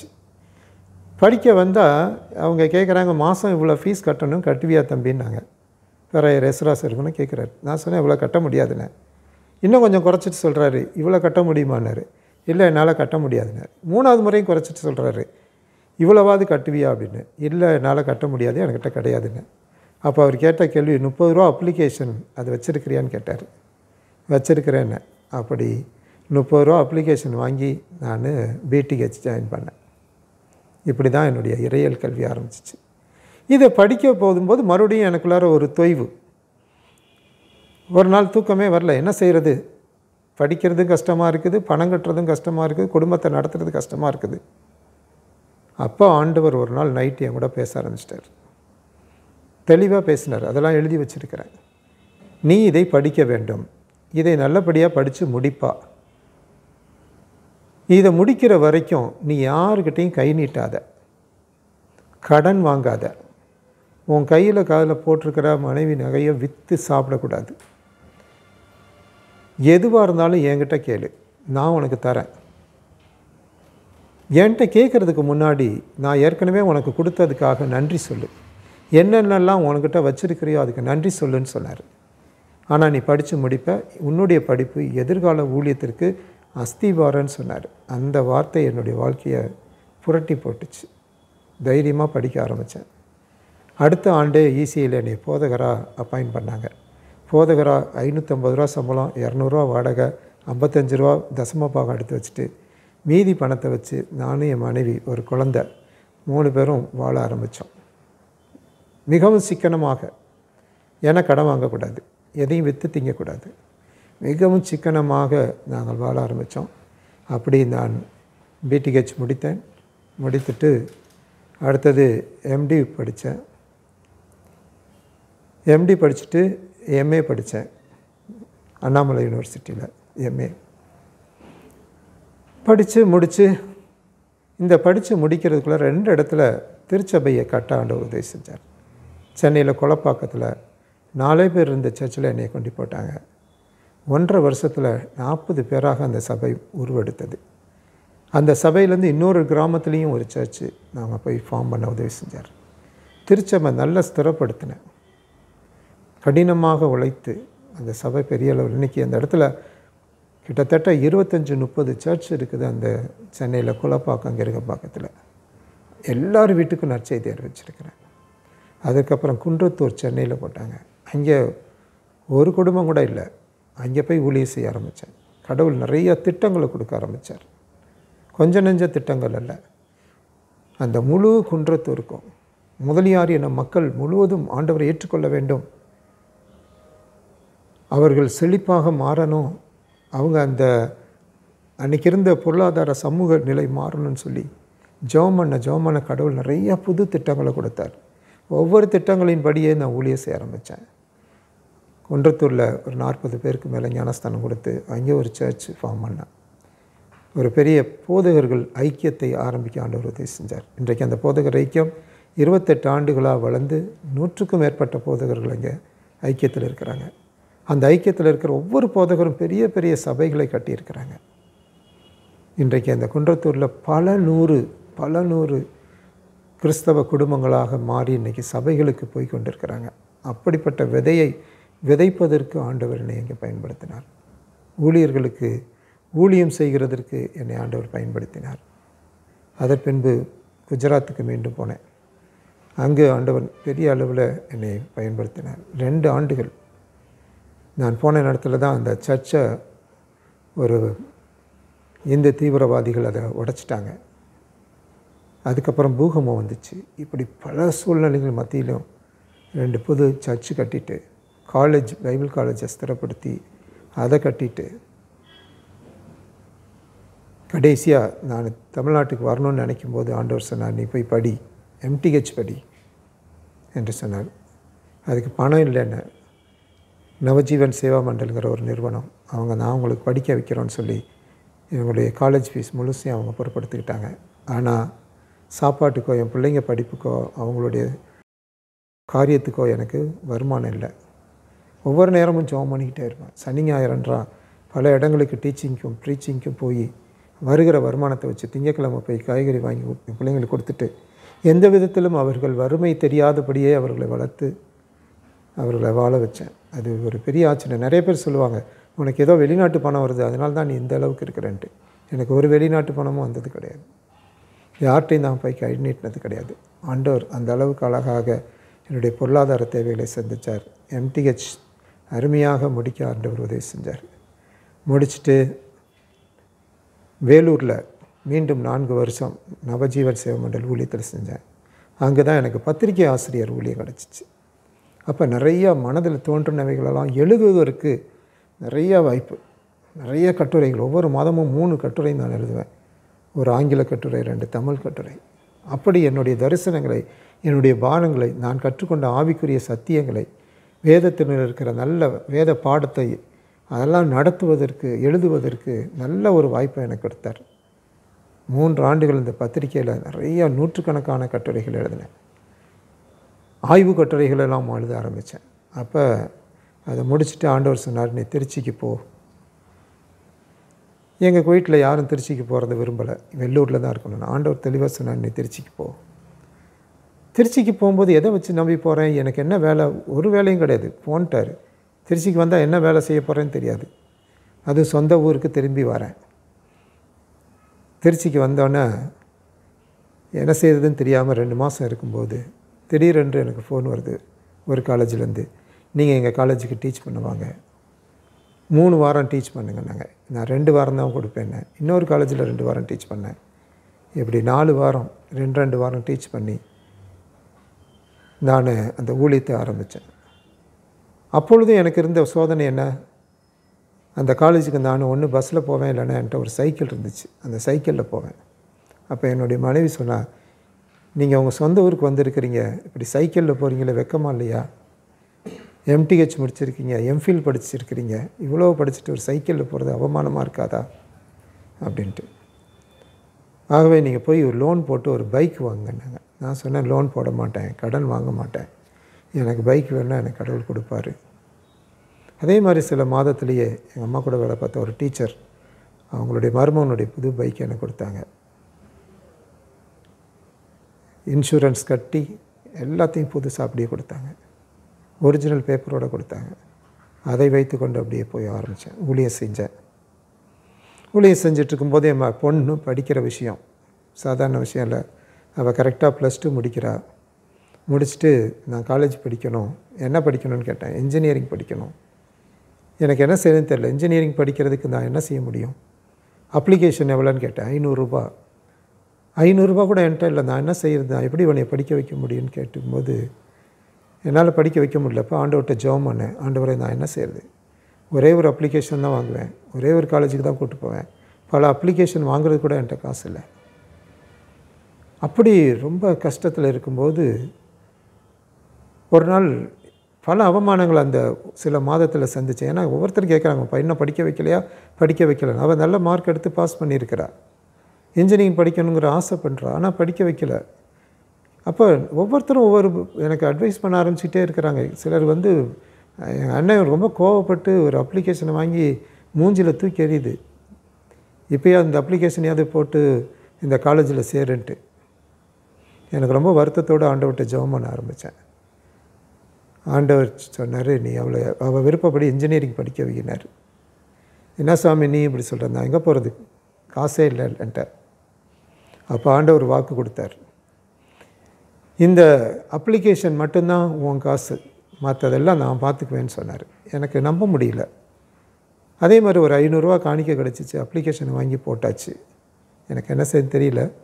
சில நாட்களில் ஒரு சகோதரி என்னை சந்தித்து பேசுகிறாங்க. நான் சர்ச்சுக்கு பிரசங்கம் பண்ண போன இடத்துல. அப்போ ஃபேமிலியை பற்றி விசாரித்தாங்க, பிள்ளையை பற்றி விசாரித்தாங்க. நான் இந்த மாதிரி அண்ணா யூனிவர்சிட்டிக்கு போட்டிருக்குறோன்ட்டு. ஆனால் என்ன செய்கிறதுன்னு தெரியாது அப்படின்னு. அப்போ அவங்க சொன்னாங்க, ஒரு காலேஜ் பேரை சொல்லி, இந்த காலேஜில் நீங்கள் கொண்டு போய் பாருங்கள், உங்களுக்கு பிடிச்சிச்சின்னா நல்ல ஒரு சீட்டு நான் வாங்கி தரேன்னாங்க.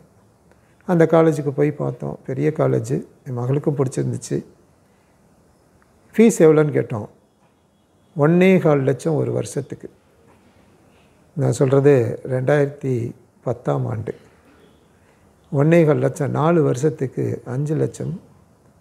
என்ன செய்கிறதுன்னு தெரியல. அந்த சிஸ்டர் டவுன் சொன்னது மாதிரி 5 லட்சம் ஆகுது 4 வருஷம். உங்கள்கிட்ட என்ன இருக்குது, நீங்கள் எவ்வளோ கொடுப்பீங்கன்னு கேட்டாங்க. என்கிட்ட ஒரு சேவிங்ஸும் கிடையாது.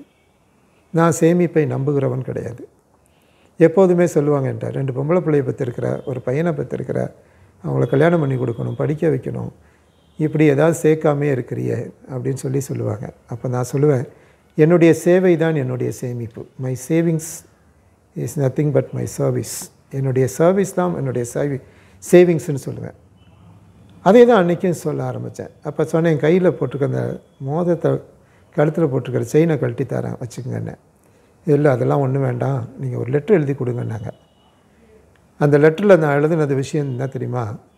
இந்த கல்லூரியிலே என் மகள் 4 ஆண்டுகளும் படித்து முடிப்பதற்கு தேவையான அனைத்து உதவிகள், அதாவது கல்வி செலவு, உணவு செலவு, அடுத்தது தங்கும் விடுதி செலவு, 3த்தையும் 4 ஆண்டும் இலவசமாய் கொடுக்கும்படியாக கேட்டுக்கொள்கிறேன்ட்டு ஒரு கடிதம் எழுதி கொடுத்தேன். அதை அந்த கல்லூரி ஓனர் பார்த்துட்டு ஒன்றுமே சொல்லலை, பச்சை இங்கில் கையெழுத்து போட்டு கொடுத்துட்டார். 4 வருஷமும் 1 ரூபா கூட எங்கள் பொண்ணுக்காக நான் கட்டினதே கிடையாது. 0 பைசாவில் இன்ஜினியரிங் 4 வருஷம் படித்து முடிச்சுட்டு வந்தா. நல்ல ஒவ்வொரு செமஸ்டர்லேயும் அவள் டாப்பராக இருந்தாள். கடைசியாக அவளுக்கு சிங்கப்பூர் கூப்பிட்டு போகிற ஒரு அவார்டும் கொடுத்தாங்க. 4 வருஷம் படித்து முடிச்சுட்டு அதுக்கப்புறம் அவள் அமேசானில் இன்றைக்கி மேனேஜராக ஒர்க் பண்ணுறா. அடுத்த ஒரு பெண், பெரியவ மாற்றூரியா பிரின்சி. அவளுக்கு கடவுள் கொடுத்தாத பேர் மாற்றூரியா அப்படின்னா சாட்சின்னு அர்த்தம். கடவுள் எனக்கு கொடுத்தார் அந்த சாட்சிங்கிற பேரை. அவளுக்கு அந்த பேரையே வச்சோம், மாற்றூரியா பிரின்சி என்று. அவள் கடந்த ஆண்டு திருமணமாகி இன்றைக்கு அடுத்த மாதம் பிள்ளை பேருக்காக காத்திருக்கிறாள். அடுத்த பெண் மார்டினா பிரைசி. அவள் ஒரு துதிக்கு ஒரு உகந்த ஒரு பெண்ணாக இருக்கணும்னு சொல்லி என் மனைவி அவளுக்கு மார்டினா பிரைசி என்று வச்சார். அவள் பிகாம் முடித்து அவளும் அமேசானில் மேனேஜராக இருக்கிறாள். கடைசியாக பையன் எங்களுக்கு பையன் இல்லையான்னு என் மனைவி ரொம்ப ஏங்கிட்டு இருந்தா. 7-8 வருஷம் கழித்து குஜராத்தில் அவன் பிறந்தான். அவனுக்கு பிரின்ஸ் என்று சொல்லி வச்சாங்க. நான் சொன்னேன், என் பேர் மட்டும் இல்லை உன் பேரையும் சேர்த்து வைக்கலான்னு சொல்லி ஆர்எம் மீரியம் அப்படிங்கிறதுக்கு ஆர்எம் பிரின்ஸ்ன்னு சொல்லி அவனுக்கு பேர் வச்சோம். அவனும் இன்றைக்கி வேலை பார்த்துட்ருக்கிறான். ஆக இப்படி எங்கள் குடும்பமாக போயிட்டுருக்கும்போது ஒரு பெரிய ட்ராஜடி. இந்த ட்ராஜடி என்னென்னா, 2017ஆம் ஆண்டு எனக்கு ஹார்ட் அட்டாக் வந்துச்சு. என்ன செய்யுதுன்னு தெரியாது. கொண்டு ஆஸ்பத்திரியில் சேர்த்துட்டாங்க. கையில் ஒரு பைசா கிடையாது. ஆனால் அதே தான், my service is my savings. என்னுடைய சேவை தான் என் சேமிப்பு. நான் யார் யாருக்கெல்லாம் சேவை செஞ்சேனோ அவங்களாம் தானாக தெரிஞ்சு ஒவ்வொருத்தராக வந்து என் மனைவி பிள்ளைகள்கிட்ட காசு கொடுக்க ஆரம்பித்தாங்க. 15 நாள் ஹாஸ்பிட்டலில் இருந்தேன். 4,4 லட்சம் செலவு. அப்போ ஆஸ்பத்திரிக்கு போகும்போது என் சின்ன பொண்ணு சொன்னால், டேடி இந்த செயின் நான் போட்டிருக்கதை அடகு வைக்க வேண்டாம், வித்துடலாம், ஏன்னா அடகு வச்சா மீட்கிறது கஷ்டம்னு. நீங்கள் என்னமோ செய்யுங்கம்மா அப்படின்னு சொல்லிவிட்டு நான் போயிட்டேன். ஆனால் ஒரே ஒரு ஜெபம் பண்ணேன், இந்த சூழலை யாரும் தனக்கு சாதகமாக எடுத்துக்கொள்ளக்கூடாது. அதற்குரிய உதவியை நீயே செய்யணும். யாரும் சாதகமாக எடுத்துக்கொள்ளாதபடி நீ சாதகமாக எடுத்துக்கொள்ளணும்னு நான் ஜெபம் பண்ணேன். எந்த மனுஷனும் இதை அட்வான்டேஜுக்கு எடுத்துக்கக்கூடாது இந்த சூழலை அப்படின்ட்டு. கடவுள் அழகாக செஞ்சார். ஹாஸ்பிட்டல்லேருந்து வெளியில் வரும்போது என் பொண்ணு சொன்னான், டேடி எல்லா ஃபீஸையும் கொடுத்தது போக மீதி காசு இருக்குது அப்படின்ட்டு. கடவுள் அபரிவிதமாக ஆசீர்வதிக்கிற தேவன். நாம் நினைப்பதற்கும் எண்ணுவதற்கும் வேண்டுவதற்கும் ஆசைப்படுவதற்கும் கேட்பதற்கும் எதிர்பார்ப்பதற்கும் மேலே செய்கிற ஒரு கடவுள். நான் 10ஆம் வகுப்பு முடிச்சுட்டு ஒரு டீச்சர் ட்ரைனிங் படித்து ஒரு எலிமெண்ட்ரி ஸ்கூலில் போய் டீச்சர் ஆனால் போதும் அப்படி தான் நான் நினச்சேன். ஆனால் ஆண்டவர் அப்படி நினைக்கல. உள்ளுவதெல்லாம் உயர்வுள்ளல். இதுதான் எனக்கு அந்த நாட்களில் உயர்வுள்ளவளாக இருந்துச்சு. ஆனால் அதற்கு மேலே ஆண்டவருடைய எண்ணம் இருந்துச்சு. படிக்கவே மாட்டான் என்கிற அந்த தலை எழுத்தை கிறுக்கி போட்டுட்டு இவர் ஒரு எழுத்து எழுதுகிறார், நீ படிக்க வேண்டியது அது அல்ல, உன்னுடைய இறுதி படிப்பு 10 அல்ல என்று சொல்லி 12ஆம் வகுப்பு படித்தேன். அடுத்தது டிப்ளமோ இன் மிஷின் ஸ்டடீஸ் படித்தேன். அதற்கப்புறம் பிடிஹெச் படித்தேன். அப்புறம் எம்டி படித்தேன், எம்ஏ படித்தேன், எம்ஃபில் படித்தேன், டிப்ளமோ இன் ஹெச்ஆர்டி படித்தேன், அப்புறம் பிஹெச்டி படித்தேன். இன்றைக்கு ஒரு பேராசிரியராக, ஒரு எலிமெண்ட்ரி ஸ்கூல் ஆசிரியராக எத்தனித்த என்னை பேராசிரியராக மாற்றி பேசவே தெரியாது என்னைய. எங்கள் அப்பா என்னை கிண்டல் பண்ணுவாங்க, தெத்த ஒரு வார்த்தையும் முழுசாக பேச தெரியாது. இன்றைக்கு 8 மணி நேரம் நான்ஸ்டாப்பாக கிளாஸ் நடத்திக்கிட்டு இருக்கிறேன். அப்படி என்னை ஆண்டவர் தலைகீழாக மாற்றி போட்டார். தரித்திரத்தை மாற்றி போட்டார். உடையும் உணவும் எது இல்லைன்னு என்னன்னா இன்றைக்கி அது எல்லாத்தையும் தாராளமாய் கடவுள் எனக்கு கொடுத்தார்.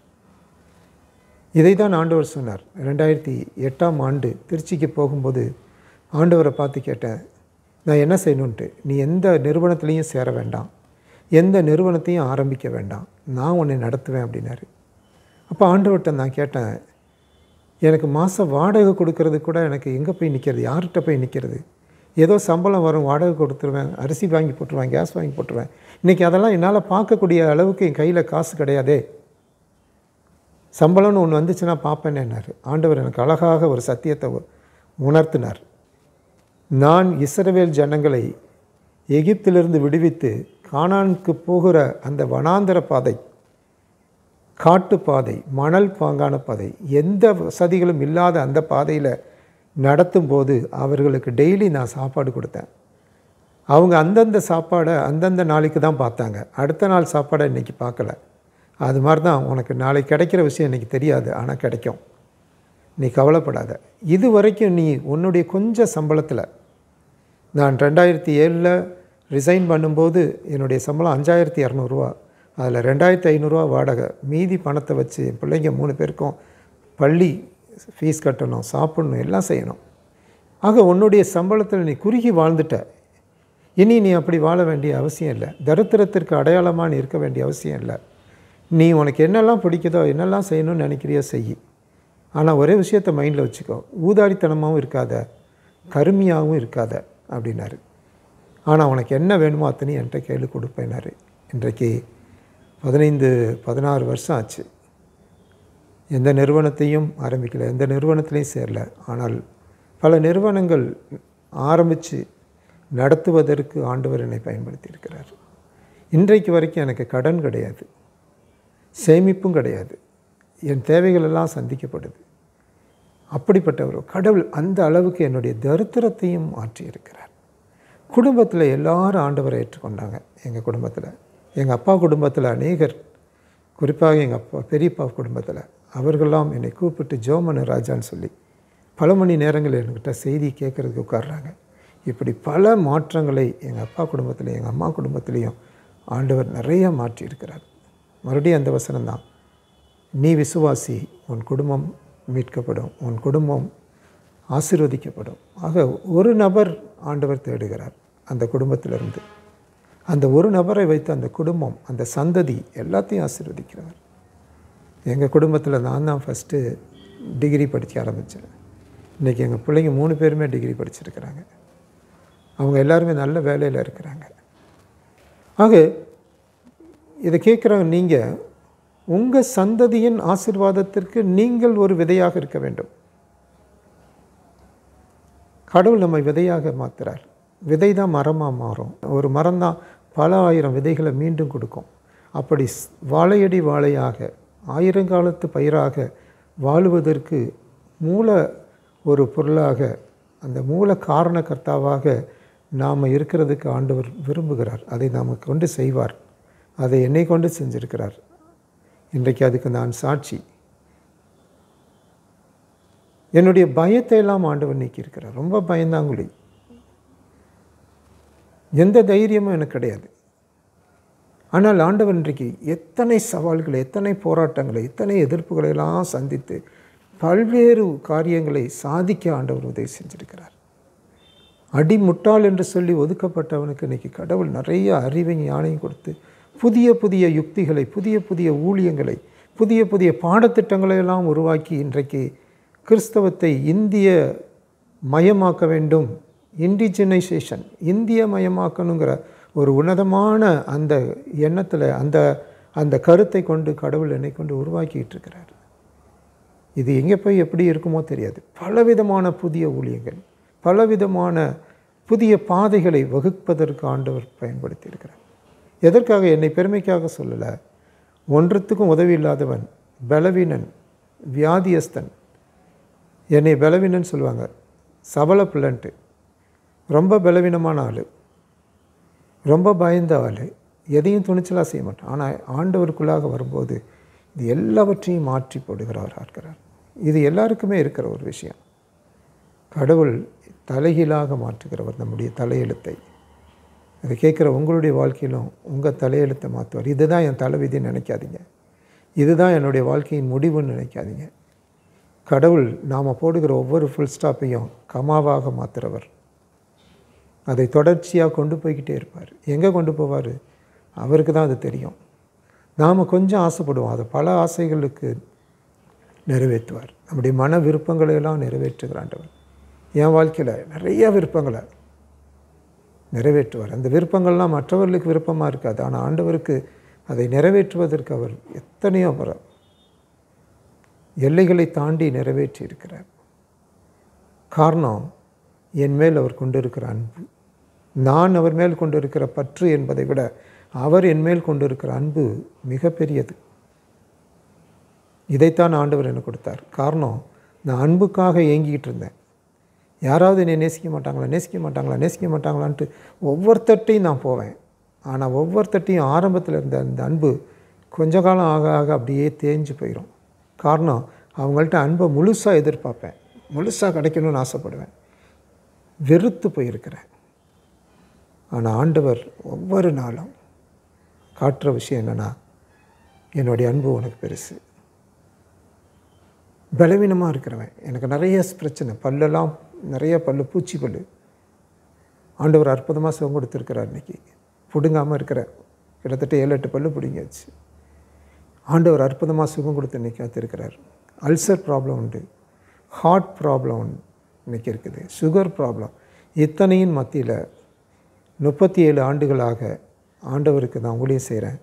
ஒரு நாள் கூட என் ஊழியத்திற்கு நான் விடுப்பு கொடுத்ததே இல்லை. ஆப்ரேஷன் பண்ணி அந்த 3 மாதம் மட்டும்தான் என்னுடைய வாழ்நாளில் நான் எடுத்த விடுப்பு. ஆனால் அந்த 3 மாதத்திலும் என்னுடைய பிஹெச்டி ரிசர்ச்சை நான் எழுதுவதற்கு, படித்து முடிப்பதற்கு அந்த நாட்களை நான் எடுத்துக்கொண்டேன். காலத்தை வீணடிக்கிறது என்றால் எனக்கு பிடிக்காத விஷயம்.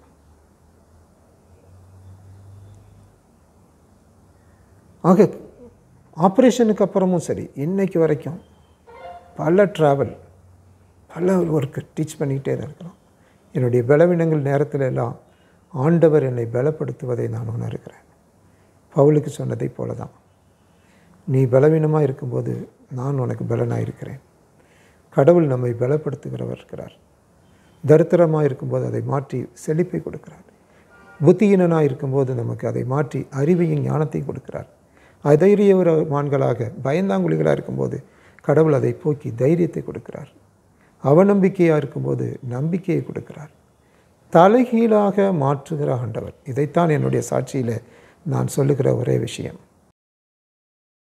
என் தலையெழுத்தை தலைகீழாக மாற்றிய கடவுள் என்னுடைய தனிப்பட்ட வாழ்க்கையில், குடும்பத்தில், எங்கள் பெற்றோர் குடும்பத்தில், எங்களுடைய உடன்பிறப்புகள் குடும்பத்தில் எல்லாவற்றையும் தலைகீழாக மாற்றி கொண்டிருக்கிறார்.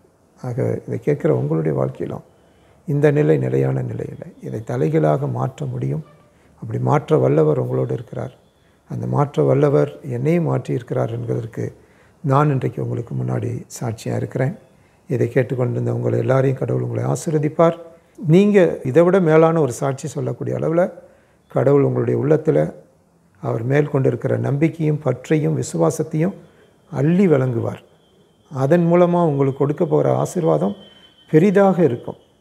ஆகவே அந்த நம்பிக்கையோடு நான் உங்களை விட்டு கடன் செல்கிறேன். அந்த ஆசீர்வாதம் உங்களோடு இருக்கும். இதை கேட்டுக்கொண்டிருக்கிற நீங்கள் கட்டாயம் ஆசீர்வதிக்கப்படுவீங்க. இதை விட ஒரு வலிமையான, மேலான, உயர்வான சாட்சியை நீங்கள் சொல்லுவீங்க அப்படிங்கிற ஒரு நம்பிக்கை எனக்கு இருக்குது. God bless you all. Thank you. நாம் அனைவரும் பிரார்த்தனை செய்வோம். இதை கேட்டுக்கொண்டிருக்கிற ஒவ்வொருவருக்காகவும் ஆண்டவரே உம்மை நோக்கி நாங்கள் வேண்டுகிறோம். நீர் எங்களை சாட்சிகள் என்று சொல்லி அழைத்திருக்கிறீர். உலகமெங்கும் சாட்சிகளாய் நீங்கள் வாழ வேண்டும் என்று சொல்லி எங்களுக்கு வற்புறுத்தி இருக்கிறீர், வலியுறுத்தி இருக்கிறீர். நீங்கள் சாட்சியாய் வாழுவதற்கு நான் உங்களுக்கு தேவையான அனைத்தையும் அருளுவேன் என்று சொல்லி வாக்கு கொடுத்திருக்கிறேன். அந்த வாக்கின்படி என்னை சாட்சியாக ஏற்படுத்தின ஆண்டவர் இதை கேட்டுக்கொண்டிருக்கிற ஒவ்வொருடைய வாழ்க்கையிலும் என்னைப் போல எத்தனையோ விஷயத்தில் அவர்களுக்கும் குறைவு உண்டு. இதுதான் என் தலையெழுத்து என்று சொல்லி அவர்கள் அப்படியே வாழ்ந்து கொண்டிராதபடி அவருடைய சமாதானமின்மையான நிலை மாறவும், தரித்திர நிலை மாறவும், பயநிலை மாறவும், ஆண்டவரே இதையெல்லாம் செய்வதற்கு என்னால் முடியுமா அப்படிங்கிற சந்தேக நிலை மாறவும், துணிச்சலாய் எல்லாவற்றையும் செய்வதற்கு உம்முடைய பிள்ளைகளுக்கு அருள் புரியும். ஆண்டவரே, என்னுடைய வாழ்க்கையிலே நீர் கொடுத்த அறிவு ஞானத்தைப் போல, படிப்பதற்கு உதவி செய்ததைப் போல, ஞானத்தையும் அறிவையும் படிக்கிற பிள்ளைகளுக்கு நீர் கொடுத்து எந்த பாடங்களிலெல்லாம் பலவீனமாக இருக்கிறார்களோ, புரியாமல் இருக்காங்களோ அதை புரிய வைக்கிற கடவுள் நீர் என்று அவர்கள் புரிந்து கொள்ள உதவி செய்யும். தரித்திரத்தில் இருக்கிறவர்களுக்கு அதை மாற்றி போட்டு கடன்களை எல்லாம் எடுத்து போட்டு, ஆண்டவரே இனி கடன் இல்லாத ஒரு வாழ்வை அவர்களுக்கு இதை கேட்டுக்கொண்டிருக்கிற ஒவ்வொருவருக்கும் தரும்படியாய் வேண்டி நிற்கிறோம். சரீரத்தில் பலவீனங்கள் எத்தனை இருந்தாலும் அவைகளெல்லாம் உமக்காக சாட்சியாய் வாழுவதற்கு தடைகள் அல்ல என்பதை என் வாழ்க்கையிலே நீ நிரூபித்தது போல, சரீர பலவீனத்தோடு, வியாதியோடு, கஷ்டத்தோடு இருக்கிற மக்கள் அதையெல்லாம் தாண்டி தங்கள் வாழ்விலே முன்னேறுவதற்கு நீர் உம்முடைய சக்தியையும் சத்துவத்தையும் வல்லமையும் அவர்கள் சரீரத்தில் கொடுக்கும்படியாய் வேண்டி நிற்கிறோம். நிம்மதி இல்லாமல் வாழ்கிற மக்களுக்கு ஆண்டவரே, நான் நினைத்தது போல் இந்த குடும்பத்தில் ஏன் பிறந்தேன், வாழுவதை விட சாவது மேல் என்று சொல்லி நான் நினைத்தது போல் அல்லாதபடி இன்றைக்கு அப்படி ஒரு வேளை அப்படி நினச்சிருப்பாங்கன்னா அவங்க எண்ணத்தையெல்லாம் மாற்றி போட்டு அவர்களுக்கும் வாழ்விலை நிம்மதியை தாரும், சமாதானத்தை தாரும், மன அமைதியை நீ தாரும், மன மகிழ்ச்சியை தாரும். எல்லாவற்றிற்கும் மேலாக மன நிறைவே இல்லாமல் வாழ்ந்த எனக்கு போதும் எல்லாம் இருக்கிறது என்று சொல்லிக்கூட அளவில் மன நிறைவை கொடுத்தது போல ஆண்டவரே, இதை கேட்டுக்கொண்டிருக்கிற ஒவ்வொருவரும் நல்ல மன நிறைவை பெறக்கூடிய அளவில், அப்படி உள்ளம் சந்தோஷப்பட்டு களி கூறுகிற அளவில் உம்முடைய ஆசீர்வாதம் அளவில்லாமல் கிடைக்கும்படியாய் நாங்கள் செபிக்கிறோம். அவரையும் இதை கேட்டுக்கொண்டிருக்கிற ஒவ்வொருவரையும் அவர் மூலமாக அவருடைய குடும்பத்தையும் அவருடைய சந்ததிகளையும் நீர் ஆசீர்வதிக்கும்படியாக நான் ஜெபிக்கிறேன். உம்முடைய கிருபையின் பிரசனம், உம்முடைய வழிநடத்துதல், உம்முடைய ஆசீர்வாதம், நீர் அருளுகிற மன அமைதியும் மன மகிழ்ச்சியும் மன நிறைவும் இதை கேட்டுக்கொண்டிருக்கிற ஒவ்வொருவரோடும் இன்றும் என்றும் சதா காலங்களிலும் தங்கியிருக்க வேண்டும் என்று சொல்லி வாழ்த்தி ஆசீர்வதித்து ஜெபிக்கிறேன் எங்கள் நல்ல பிதாவே, ஆமென். அன்புக்குரியவர்களே, இப்பொழுது ரிச்சி சேரிட்டி ட்ரஸ்ட் மூலமாக ஒரு கிராமத்தையே தத்தெடுத்து அந்த கிராமத்தில் வசிக்கும் கைவிடப்பட்ட திக்கற்ற முதியோர்களை கண்டுபிடித்து அவர்களுக்கு ஜாதி மதம் என்று பாராமல் தினமும் உணவளித்து வருகிறோம். எனக்கு சாப்பாடு கொடுக்கறதுக்கா ஆளே இல்லை, வீட்டில் சாப்பிடுன்னு சொல்கிறவங்களே இல்லை. அந்த மாதிரி வர வாங்கிட்டேன். இப்படி ரொம்ப வேதனையாக இருந்தேன். நான் நம்மளுக்கு சாகிற நேரத்தில் இன்னும் சுயநாள் கிடச்சின்னு வேதனையாக இருந்தேன். அப்போது ஏசப்பா சாப்பாடு போய் சாப்பிட்லாம் என்கிட்ட சந்தோஷமாக வந்தேன். வந்து சாப்பிட்டுங்கிறேன். சாப்பாடு போடுறவங்களுக்கெல்லாம் நன்றி ஏசப்பா, நல்லா வாயினவங்க நல்லா இருக்கணும், எங்களுக்கெல்லாம் சாப்பாடு கொடுக்குறாங்க, நாங்கள் பசியில்லாத சாப்பிட்றோம், அவங்க நல்லா இருக்கணும், அவங்க நல்லா இருந்தால் எங்களுக்கு ஒன்றும் கொஞ்சம் சாப்பாடு சாகிற வழியாக கொஞ்சம் சாப்பாடு கொடுப்பாங்க. எனக்கு யாரும் கிடையாது, பிள்ளை இல்லை, பொண்ணு இல்லை, யாரும் இல்லை. சாப்பாடு பாரு ஐயாவா, நல்லா ஊடு குடும்பம் நல்லா ஆசீர்வதிக்கணும் ஆண்டவரை. ஏச நாமத்தில் மகிமுண்டாட்டு நான் ஒரு அண்ணாச்சி சுவாமி நான் வர்றேன். இந்த காலை கொஞ்சம் முடியல, ஏந்துக்க முடியல, என் உடம்பு ஆரோக்கியத்தை கொடுக்குங்க, சாப்பாடு வந்து சாப்பிட்டு பாரு, உடம்பு ஆரோக்கியமாகுது. ஏசப்பா, எனக்கு இதுதான் துணை, எனக்கு யாரும் கிடையாது. இந்த சாப்பாட்டில் தான் நான் வாழ்ந்து சாப்பிட்டு போய் பார்த்துக்கிறேன். அதான் ஏசப்பா, உனக்கு நன்றி, கொடியான நன்றி ஏசப்பா. அன்பானவர்களே, வேதம் சொல்லுகிறது, இரக்கமுள்ளவர்கள் பாக்கியவான்கள், அவர்கள் இரக்கம் பெறுவார்கள் என்று. நன்மை செய்ய உனக்கு திராணி இருக்கும்போது அதை செய்யத்தக்கவர்களுக்கு செய்யாமல் இராதே என்றும் வேதம் சொல்லுகிறது. அது மட்டும் இல்லைங்க, ஏழைக்கு இறங்குகிறவன் கர்த்தருக்கு கடன் கொடுக்கிறான் என்றும் வேதம் சொல்லுகிறது. உங்களுக்கு ஒரு அன்பான வேண்டுகோள், நீங்களும் இது போன்ற அநேக கிராமங்களில் ஒருவேளை உணவு கூட இல்லாமல் முதியோர்கள் கஷ்டப்பட்டு வருகிறார்கள். இந்த கைவிடப்பட்ட முதியோர்களுக்கு உணவளிக்க விருப்பமுள்ளவர்கள் இந்த மகத்தான ஊழியத்தில் இணைந்து கொள்ள அன்புடன் அழைக்கிறோம். தொடர்புக்கு 7200713563. கர்த்தர் தாமே உங்களை ஆசீர்வதிப்பாராக. ஆமேன்.